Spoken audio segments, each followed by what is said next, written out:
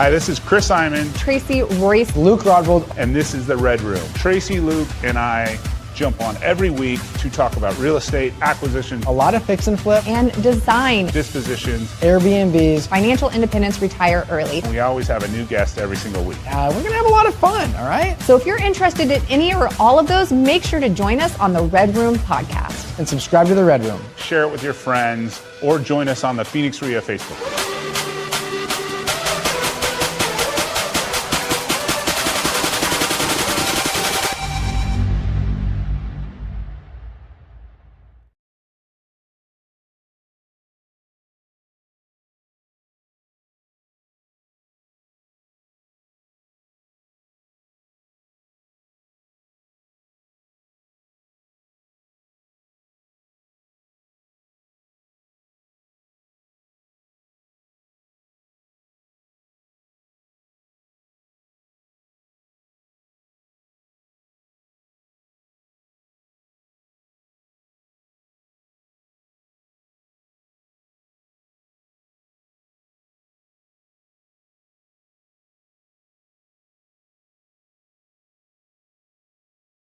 That one's live. Voila, we're up and running.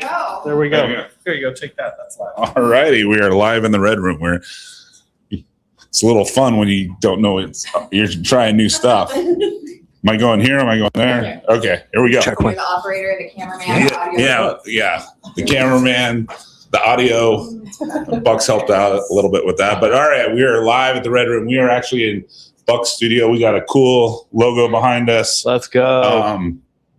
Ask if they can hear you. Thumb up. Give us a thumbs up if you can hear us. Anyone? Yeah, we don't want to do this whole half Could you hour imagine? and nobody can hear. Are there people still on there? Yep. Okay, people are still watching. So yeah. All right, we're live at the Red Room with Phoenix REIA. We got Dina, we got Tracy, we got Buck. I'm coming. He's coming. He's actually helping us with the backstage stuff as well. So the market is. I'm going to tell you, we're still in 25,000 units. I mean, I think I've been saying that number since like February.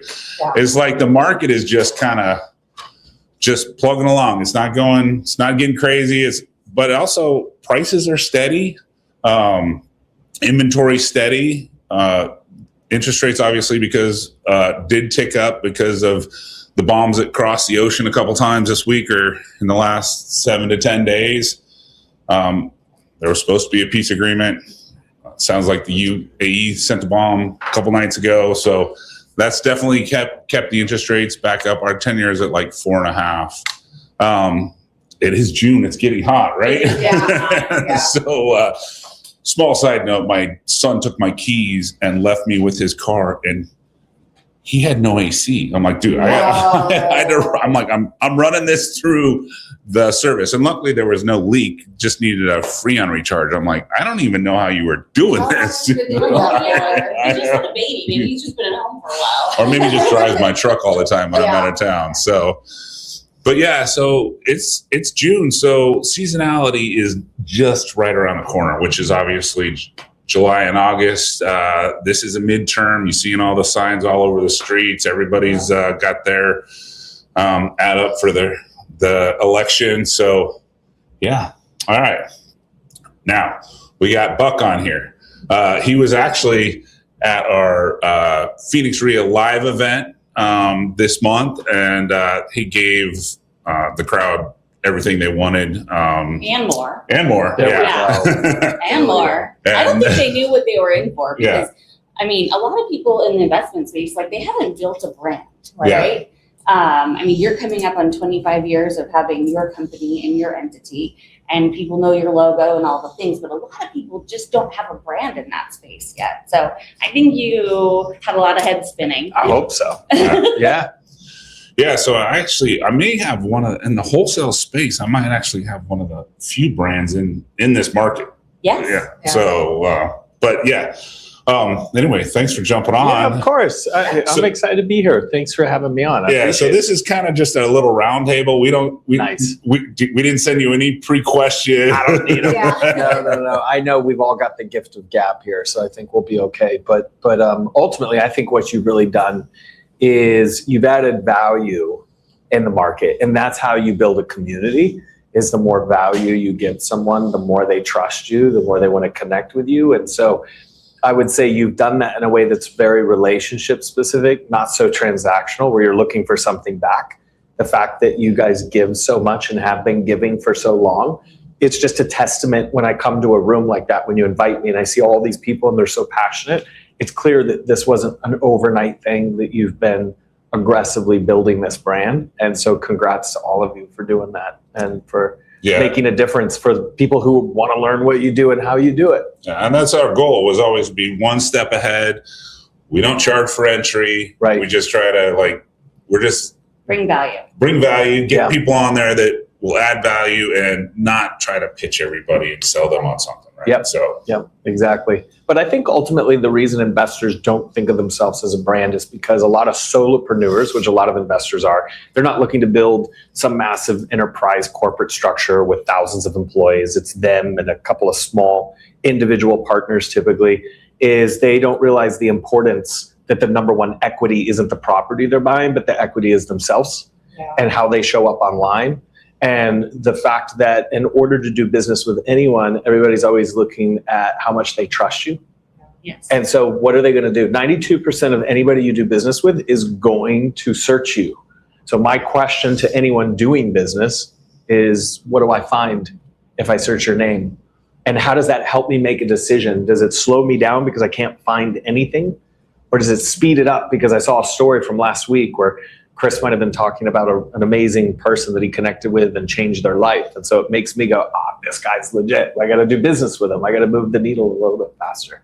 So, right. Well, I'll even say too, I'm in that avatar. So when I used to work behind the scenes for investors, exactly like Chris, and then I branched off on my own, I was that solopreneur that thought, how am I going to compete with other people door knocking and doing short sales? And it was to create a brand. And that since morphed into flipping and investing and all the other things. But what's followed me is not the transaction type. It's the sharing and the brand and the growth around that. So for the people that think, why should I just do it if it's just me or maybe me and one other person? You are the person that should do that. Absolutely. Yeah. Corporations have a lot more money. You have a story. Yeah, I agree.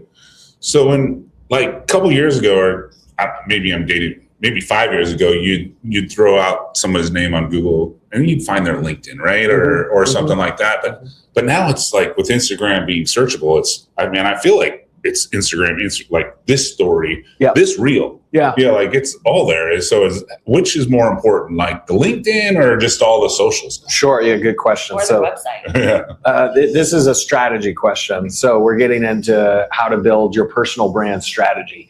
Number one, if you study the news from last November 2025, you saw that all social platforms opened their searchability. They were closed last year for the most part of the year.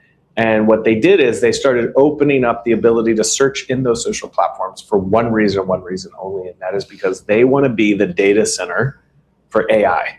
So as people are searching across all these LLMs, they want to be the brain trust, because whoever holds the knowledge holds the power. Whoever has the data has the dollar. Oh, you mean they didn't just open those internet doors to help us? No, it was to make more money, essentially. LLMs back at. Learning language model. So a learning language model would be ChatGPT is the most consumer recognized LLM. Then you have Gemini. Then you have Grok. Then you have you have a bunch of small sub LLMs, some privately held LLMs. But the idea is that they all have different use cases.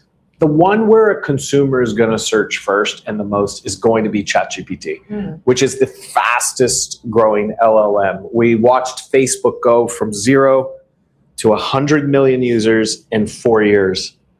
4 years to go to 100 million. ChatGPT went to 0 to 100 million users in 60 days. Wow. So the growth trajectory, Facebook went like this, and it's a behemoth, 1 billion users every day log in, right? And it went like this for years and years. ChatGPT went whoop, just overnight. Everybody said, we trust this thing. When we need a solution to a problem, we're going to go to ChatGPT. Just overnight, my mom's late 70s, Love you, Mom. I didn't give the exact number. I just said late 70s. Looks 45. But Mom is like asking ChatGPT questions. So that's my litmus test.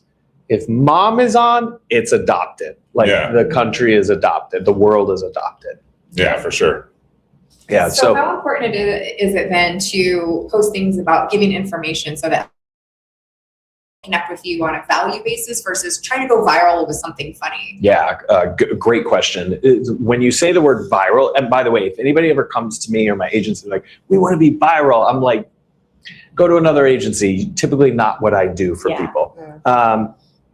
One, you have to define what is viral, but two, really what it means is you're measuring vanity metric. So vanity metric is like, share, follows. A lot of entrepreneurs get caught in an ego game where they just want to look cooler than the competitor, or they want to look like a big deal. There's something to that. It's never where I start a conversation, though. Is like we're in this to drive a business result. So I'll ask an investor maybe like, hey, do you want 1,000 followers or 5?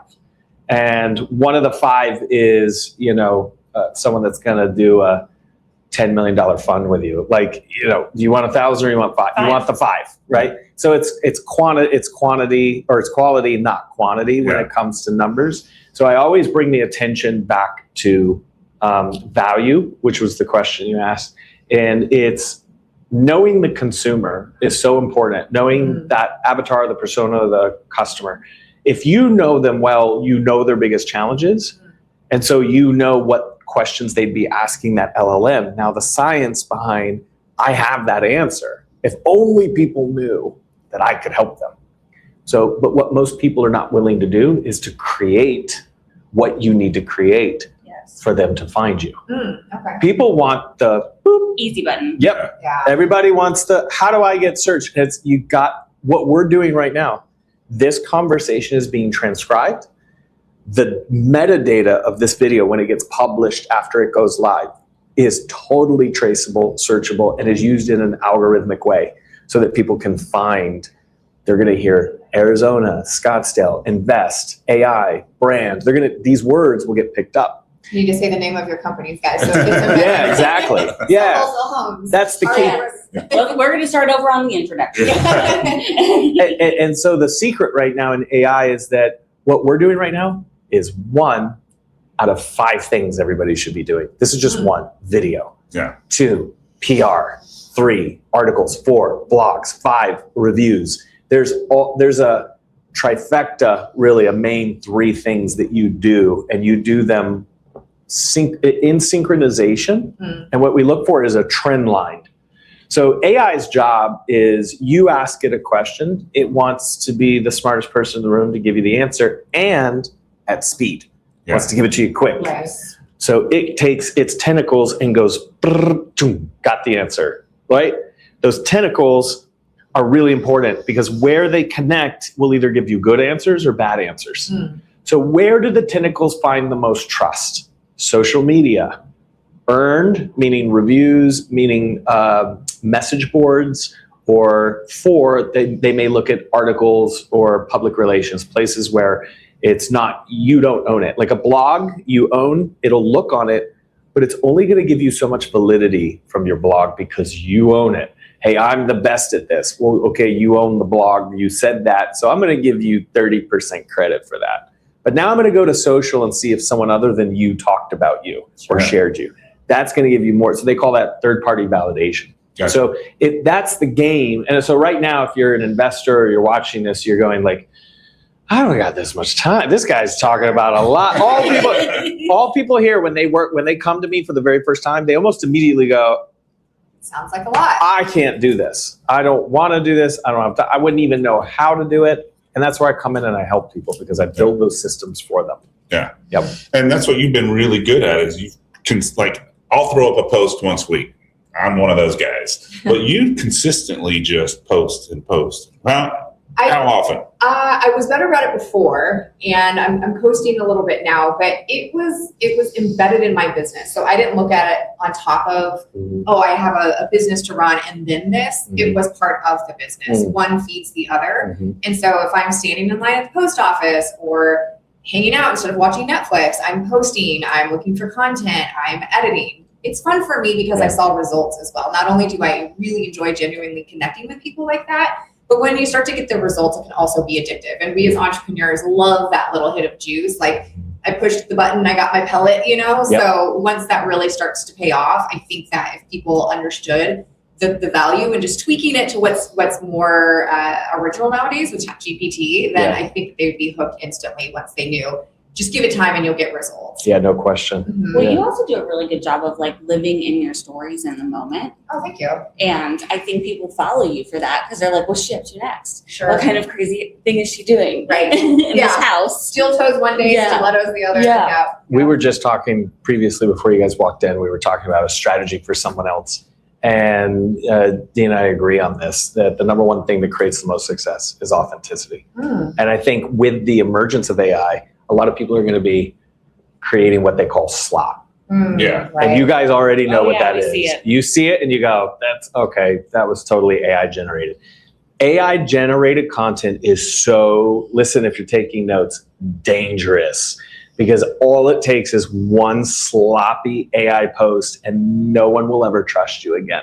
And so living your authentic life online is the most valuable advice I could give anyone. Even if you never work with an agency or hire someone or build a system, just grabbing your phone, hitting record, and not trying to create some filtered AI animated, misconstrued piece of slop. That is the fastest way to get people to not trust you. So it's important. What you were saying before, how integrated ChatGPT is, my stance on it is integrate it into how you're doing social media, but not make it exactly what you're doing. Yeah, So operational. have it write your scripts or assist you in things, have it make you more efficient, but don't use it to create your videos. And I think to your guys' point too, the more AI comes out, the more authentic people want things. Yeah. Yeah, We're seeing for that sure. in the design space too. It's just like curated pieces, one-off pieces, handmade, artisan materials. Yeah. So I see the same through line in the Mhm. online space as well. Yeah. I'd be interested to hear what you have to say about that. Well, it's true. It's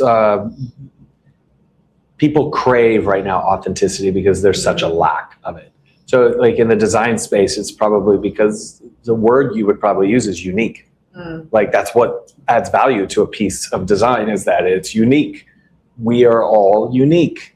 AI is not. Yeah. And so that's what people are going to crave more.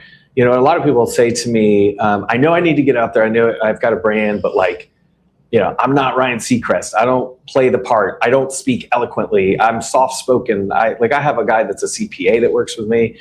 He's not dynamic, but he helps people and he doesn't need to be dynamic. And so I really joke that I'm not a marketer. I'm a therapist. Yeah. Because most people can't get past their biggest competitor, which is their own mindset. Yeah. And so I'm coaching people constantly to realize the world wants human to human connection. Right. They want that proximity to real people. And I mean, every coach in this space don't wait till you can film it or edit it or Yeah. just turn the camera. Launch it. Yeah, just get going. Yeah. Right? I call it muscle memory. Yeah. People that say, oh, that sounds scary. I say, well, then you just admitted you've never done it. So, because if you have, you're not afraid of it anymore. The more you flip that camera and you hit record and you just tell your story, the more comfortable you are. And there's sort of 3 phases to that, by the way. Phase 1 is seeing yourself. Yeah. For a lot of people, that is like step 1.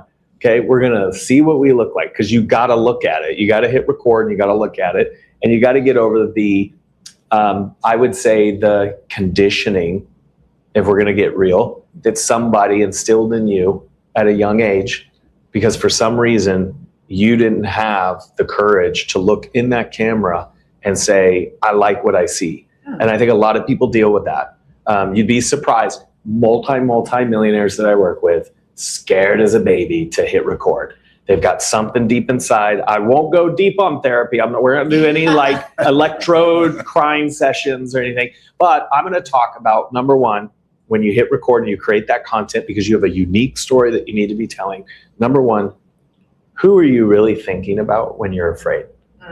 Is it your friend, your ex, your family? And the worst part of my therapy is that I learned the number 1 person who you're usually thinking about isn't a client, and it's somebody very close to you in your life who's holding you back. Interesting. It's always Wow. somebody close to you who you need to remove from your ecosystem, your little Wow. circle of people, Wow. because you're afraid that they're going to say, oh, you think you're an influencer now. I saw you talking about something the other day. That's the number one fear most people have. And so when we go into creating your story or building a personal brand, number one, who do we got to remove from our inner circle so that you have the confidence to create? It's funny. I got a couple friends that are like, "That's not Chris. Chris doesn't get on the camera and start talking." Yeah. I was just about to say, because I remember. Because I'll sit. But it is. But I'll sit in the corner at a bar and not to talk to anybody Yeah, for yeah. hours. Yeah. And he's perfectly content, by the But- way. Yes, yeah. Just like that, like on his phone, comping houses, Yeah. Yeah. zoning out, doing his thing. So you know what we found funny about people who say that? What we learned, so I was a CMO for a Grant Cardone organization for 3 years, Cardone Ventures. It was a business management company. And Grant taught me this. The people who say that, when they see you doing something they won't do, you make them uncomfortable. Really? So what do? Hey, you're stupid, you're Yeah. dumb, you're an influencer, you think you're doing something they're scared to do. So they say that to Yeah, you. they actually don't say it. They just say it's a different Yeah, need. They yeah. don't. They actually compliment me for. Oh, they actually do. That's good. They're doing it. They're not haters. But they just say it's not Chris. Yeah, yeah. They just like It's a version of you, Yeah, though. You know, yeah. like people say human nature, when there's a lens or microphone, our human nature is Freak. yeah. You guys remember Talladega Nights? I don't know what to do with my hands. You remember that? Ricky Bobby, he's like, I'm on the interview and my hand, what do I do with it? Yeah, like humans freeze. It's really weird. And it's a psychology thing. Yeah. Right now, while I'm talking to you, I actually am not really concerned with who's watching this. I want to add value for you, but I'm really more focused on this room, this conversation, the way that I would talk to you. Now, if we've known each other for a really long time and we were in a conference room, it was just a meeting, and we've had meetings many times before, I'm probably going to be a little bit more relaxed, a little bit more laid back, and my voice and tone is probably going to go a little bit more quiet. But our job right now is to inspire, entertain, engage, educate, motivate someone. And to do that, you got to bring energy. Yeah. You don't need to be fake, but you got to bring energy. I think you're actually a really good example, because in the time that I've been on Red Room, I remember you saying, I don't do this, I don't film, I'm not good in front of the camera. And I'm like, actually you are, and you've gotten so much better about it because you put in the reps and you're doing this purely to add value. Yeah. So it's something that I know probably made you deeply uncomfortable, because you don't need to do any of this. Yeah, but if you watch it, I do the intro and then because you and Luke are way wittier and faster than me. I mean, Just that's different. Yeah, Just different. That's what I mean. I'll listen to like who is ever on there, and I'll be like, if they say something, then I'll like wait, because like we could do that, but I'm not going to come up with that in 5 seconds. Yeah. It's going to take me 30 seconds to a minute to But you process. also ask these really deep diving, like numeric questions that I think, especially for the audience that we're serving, really, really dive into the the driving factors that you talk about. So there's a lot of that. So for people that are listening, they're like, I'm a numbers guy. I don't want to be in front of the camera. I think you're just a really good example of the argument against that. Got past it. We're in the investment space. Yeah. People love that. Sort of And thing. he's unique. And so Right. he's got his own uniqueness. He's likable in his own way and in a different way. You know, I always bring up Jeff Fishborn. If you study this lawyer in Alabama, and he got in his car, he's a lawyer, he litigates divorce, family troubles, got in his car, hit record. He's like, look, if you're fighting with your wife, here's 3 things you can do to not fight with your wife, right? And he would give negotiation ideas. Now he's got, 6.5 million followers in his car, no studio, quiet, soft, not some big personality. 6.5 million followers, best-selling book, New York Times best-selling book. Wow. Tours the country now. Doesn't even litigate anymore. I don't think. I think he just tours the country and speaks to people about how to negotiate. That's his whole thing. But the point is, he would be one of those guys that go, "I'm quiet. I'm a numbers guy. I don't do that." Boom. It really comes down to authenticity and helping other people, and I know you do that. Yeah. And so that's the key. So you guys get together on your therapy sessions? Yeah, exactly. That's exactly right. Yes. Yeah, everybody's got a different approach. Everybody's got a unique skill set or a different backstory. I think the other thing that I work with a lot of entrepreneurs on is you have it. So it is a skill to find it and tell it. And so I think everybody's, my day's not really interesting. You'd be surprised. It really is. Yeah. What people pick up on. Yeah. Sometimes I'll have put a lot of effort, and you guys probably do the same thing, where you put a lot of effort into this one video that you think is going to do tremendously well, and the next time you post a picture of a cat you saw on a job site, and people lose their minds. You're like, really? It was the cat? Yeah. I mean, people just relate to the things you would never think. So it's just a matter of volume and value. True. Yeah. I remember the first time I did my own podcast, it was probably like 10 years ago. And I was like paranoid. I was like, as soon as I see this camera, I'm going to be freaking out. And so somebody told me, bring a picture of something that like you love or that makes you smile. So I read a picture of my dog and I hung it below the camera. So every time I was looking at the camera, I just kind of smiled because it was a funny picture of my dog. Yeah. So what other tips do you have for people that are just like afraid to pick up the phone and start? Okay. This is the biggest one. You ready? Do you guys have your phone? Yes. This is the biggest one. So when you hold the phone like this, there is a camera that you're going to turn on yourself because you're going to tell a story. And the user behavior of who's going to watch this video. Have you ever been to an Instagram viewing party before? Have you? No. I've been to launch parties, but not an Instagram viewing. Right. They don't exist. So what that means is when people watch content, they are by themselves.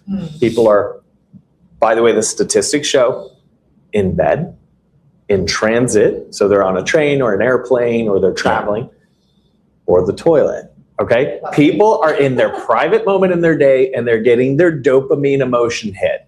That's why they go to social. They want to learn something. They want to be inspired. They want a break from the BS in their day. So here we go. It's like a drug. Open Instagram. What can I learn? Make me laugh, right? So now that we know users singularly absorb content on their own, number one, mindset, filter. I am having a conversation with one person, not 10, not 100. So there is no such thing as, hey, everybody, because there is no everybody. There is one person. Hey guys. Yes. Hey guys. Hey Grandpa. Yeah, there is no, hey guys, there's no, hey everybody. So you immediately disconnect with someone the minute you put them in a room with other people that they're not actually in. So that's the number one tip, is remember as you hit record, this is one person. And if we did a strategy together, before you hit record, I'm going to have you mentally picture the cat or whoever the one person is, the avatar, that you're having this conversation with. So maybe a young investor that needs support, that's that one person. And if you think of that one person whose life you've already changed, that is, lots of them. but if you think of the one that really meant the most to you, that is the person I'm always going to have you think of. Right. That version of that person. And whoever that is for you, it might be another investor, it might be another entrepreneur, could be someone in the real estate space, could be contractors, it could be recruiting, it could be anybody, whoever you're trying to attract. That's the person. Now, this is the second best tip I can give you. Once you realize it's a singular conversation, I now want you to really focus on this filter. This is a FaceTime conversation, not a piece of social content. If you realize that this should feel to the person on this side that you have just called them on FaceTime and you're answering their question, when you speak, they will feel it. I've had people tell me before, it's so weird when I watch your content, I feel like you're talking to me. And that's what you want people to feel. Yeah. You want people to feel that it's just a conversation that they're having. So when you go back and watch, do a 60-second piece of content, inspire someone, motivate them, educate them, whatever it is. When you go back and watch it, ask yourself this question. If I were to pretend this was a FaceTime call, would they think I'm mentally insane?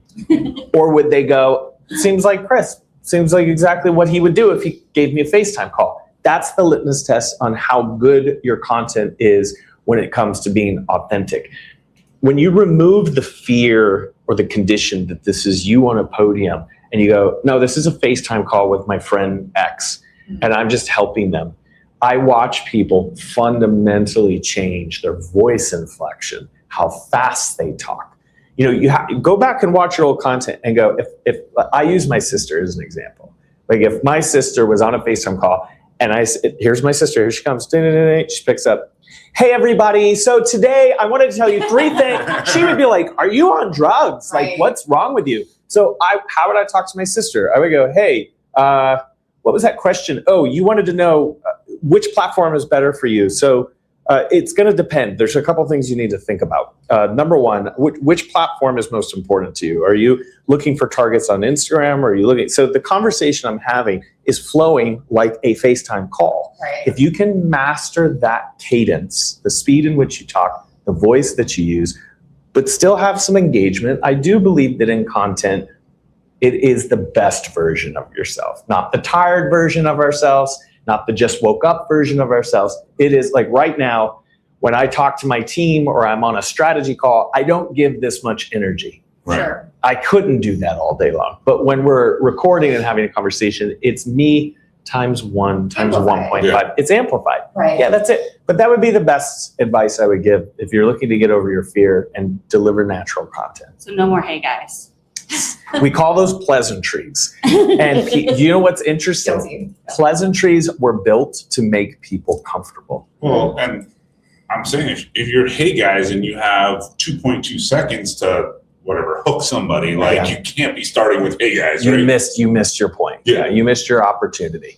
Yeah. So the average consumer gives you about 2 seconds to decide whether they're going to stick around and watch it or they're going to go. And if you waste those 2 seconds with a pleasantry, which by the way is usually worse than hey guys, it's usually, so I call this the warm up.